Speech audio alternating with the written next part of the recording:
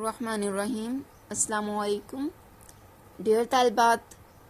हमारी तीसरी हदीस मुबारका पिछले हदीस मुबारका की तरह अरकान इस्लाम पर मबनी है। यानी इस्लाम के अरकान के बारे में है, जो कि हम दूसरे हदीस मुबारक में भी पढ़ चुके हैं, यानी कलमा तैयबा, नमाज, रोज़ा, हज, ज़कात वगैरह। अब हम चौथी हदीस मुबारका शुरू करते हैं। अहवाल इंसानी, इंसान की मुख्तलिफ हालतें या मसला तकदीर। अन से अबी अब्दुर्रहमान अब्दुल्लाह बिन मसऊद रदियल्लाहु तआला अन्हु, अब्दुर्रहमान अब्दुल्ला बिन मसऊद रदियल्लाहु तआला अन्हु से रिवायत है, क़ाला फरमाया, हद्दसना हमसे बयान किया। यहाँ पे ना जो है वो हम का मायने देता है, जहाँ पे भी ना आ जाए वो हम के मायने में ही आता है। हद्दसना हमसे बयान किया रसूलुल्लाह सल्लल्लाहु अलैहि वसल्लम ने, वाह हुआ और वो यहाँ पे आप सल्लल्लाहु अलैहि वसल्लम की तरफ इशारा किया जा रहा है। वाह हुआ सादिक़ु और वो सच्चे, अलमस्तूक़ु और तस्दीक किए गए हैं। इन्ना बेशक अहदुकुम तुम में से कोई, युजमाउ जमा किया जाता है या फिर महफूज रखा जाता है, खल्क़हु इसका मादाए खलकत, फ़ी बत्नी उम्मिही इसकी माँ के पेट में, अरबाइना 40 यौमन दिन 40 दिन इसके मादाए खलकत को जमा रखा जाता है या महफूज रखा जाता है। नुत्फ़तन नुत्फ़ा कतरा आब यानी पानी का कतरा, सुम्मा फिर यकूनु हो जाता है अलक़तन जमा हुआ खून, मिस्ला ज़ालिका इसी तरह अपने दिनों में, सुम्मा यकूनु फिर हो जाता है मुदग़तन लोथड़ा, मिस्ला ज़ालिका इसी तरह इतने दिनों में, सुम्मा फिर युरसलु इलैहि इसकी तरफ भेजा जाता है, अलमलकु फरिश्ता, फ़यनफ़ुख़ु पस वो फूंकता है, फ़ीहि रूहा इसमें रूह को फूंक देता है, वही उमरु और इसे हुक्म दिया जाता है, भी अरबाइन 4 कलिमातिन बातों का, और इसे 4 बातें लिखने का हुक्म दिया जाता है। बिकतबि रिज़्क़िही यानी वो लिखता है इसका रिज़्क़, व अजलिही और इसकी उम्र यानी कि इसकी मौत, व अमलिही और इसका अमल, व शक़ीयुन और बदनसीब, अम या सईदुन खुश नसीब। बस जो फरिश्ता होता है उसे 4 बातें लिखने का हुक्म दिया जाता है, और वो कौन सी 4 बातें लिखता है? सबसे पहले इसका रिज़्क़, इसकी मौत यानी उम्र, इसका अमल, इसका बदनसीब या खुश नसीब होना। फ़वल्लाहि बस मुझे अल्लाह की कसम, अल्लज़ी जिसके ला नहीं इलाहा मबूद गैरुहु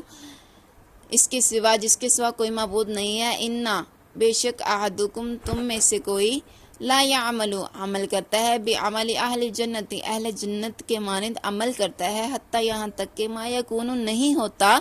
बैनहु इस आदमी के दरमियान, व बैनहा और इस जन्नत के दरमियान में, इल्ला मगर ज़िराउन एक हाथ, फ़यस्बिक़ु बस वो सबकत ले जाता है, अलैहिल किताबु इसके ऊपर जो लिखा हुआ होता है, नोश्ता तकदीर सबकत ले जाता है, फ़यामलु बस वो अमल करता है, बेअमली अहलिन नारी दोज़खियों जैसे आमाल।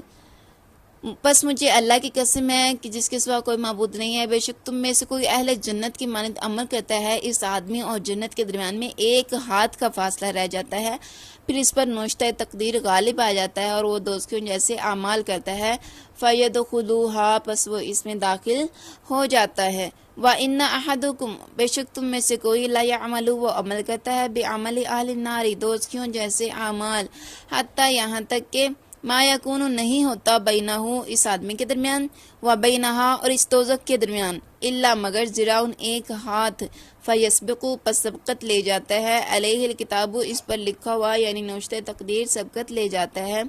फ़यअमलु पस वो अमल करता है, बेअमली अहल जन्नति अहले जन्नत के मानंद अमाल करता है, फ़यदख़ुलूहा पस वो इसी में दाखिल हो जाता है। जी तो स्टूडेंट्स, इसका पहले से आपको सबक पढ़ लेते हैं। इस हदीस में 2 मज़मून बयान फरमाए गए हैं। शुरू में तो तख्लीक इंसानी के इन चंद मरहलों का जिक्र किया गया है, यानी जो इंसान रूह फूंकने से लेके माँ के पेट में गुजारता है।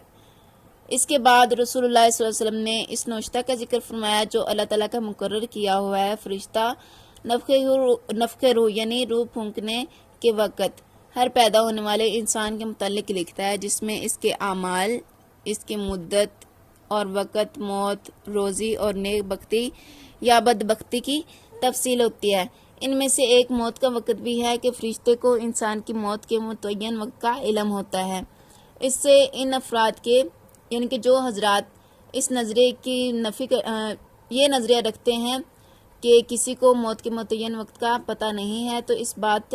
کے قائل ہیں، تو اللہ تعالیٰ کے علاوہ کسی اور کو کسی شخص کی موت کے متعین وقت کا پتہ نہیں ہے تو ان حضرات کی اس میں نفی ہو جاتی ہے۔ آگے وضاحت حدیث، انسان کا بننا۔ سب سے پہلے انسان کو کس طرح سے بنایا جاتا ہے؟ تو ڈیئر اسٹوڈینٹس، حدیث کے سیاق و سباق سے ہمیں معلوم ہوتا ہے کہ ہم میں سے ہر ایک کا مادہ خلقت یعنی جس سے ہمیں تخلیق کیا گیا ہے، جس سے بنایا گیا ہے، ماں کے پیٹ میں نطفہ یعنی پانی کے قطرے کی صورت میں 40 دن تک رہتا ہے۔ پھر اسی طرح دنوں میں وہ نطفہ یعنی پانی کا قطرہ جمے ہوئے خون کی صورت میں تبدیل ہو جاتا ہے۔ پھر یہی جمع ہوا خون گوشت کے لوتھڑے کی شکل اختیار کر لیتا ہے، جیسے کہ قرآن پاک میں بھی آتا ہے، خلق الانسان من علق، پیدا کیا انسان کو لوتھڑے سے، یعنی کہ انسان کو اللہ تعالیٰ نے لوتھڑے سے پیدا کیا۔ بعد از وہ لوتھڑا اپنے دنوں کے حساب سے ایک شکل اختیار کر لیتا ہے، پھر فرشتہ اللہ عز و جل کے حکم سے اس میں روح پھونکتا ہے، اسے 4 باتیں لکھنے کا حکم دیا جاتا ہے۔ اس کا رزق کتنا ہوگا، کہاں سے ملے گا، کیسے ملے گا، اس کی عمر کتنی ہوگی، تیسرا اس کا عمل کیا ہوگا، نیک ہوگا، بدنیک ہوگا، خوش نصیب یا بد نصیب ہوگا۔ پھر اس حدیث مبارکہ کے مطابق ہمیں یہ پتہ چلتا ہے کہ حضور صلی اللہ علیہ وسلم کا خاص منشا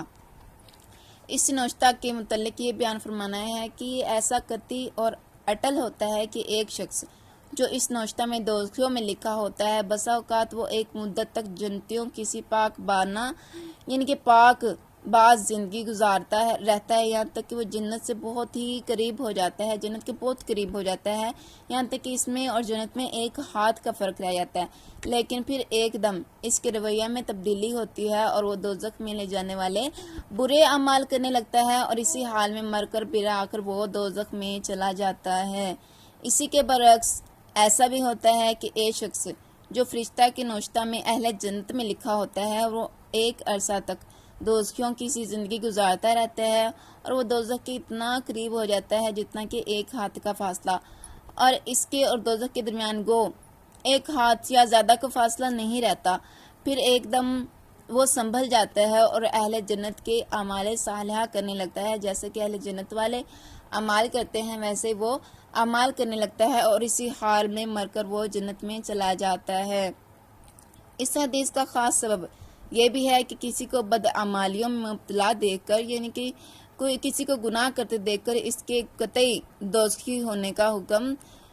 اندازہ نہیں لگانا چاہیے کہ یہ دوزخی ہی ہے، کیا معلوم زندگی کے باقی حصے میں اس کا رخ اور رویہ کیا ہونے والا ہے۔ اسی طرح اگر اللہ تعالیٰ کی طرف سے آج اعمال خیر کی توفیق کسی کو مل رہی ہے تو اس بات پر مطمئن نہیں ہونا چاہیے، بلکہ انسان کو اپنے اچھے اور ایمان پر خاتمے کے لیے فکر مند رہنا چاہیے۔ اللہ عز و جل ہمارا خاتمہ بالخیر فرمائے، آمین۔ اللہ حافظ۔